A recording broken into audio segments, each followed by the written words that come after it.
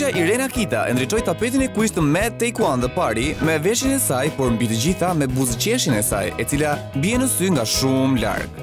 Nuk thon kot, klasi lind, nuk bëhet dot me zor.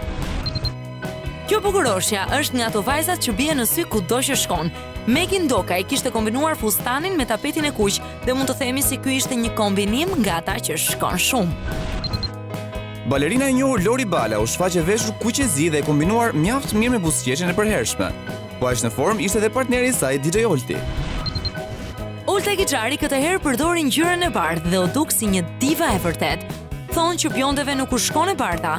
E po Olta ju a hedh poshtë këtë gjë, pasi u duk vërtet super. Ja edhe simpatikët e tapetit të kuq.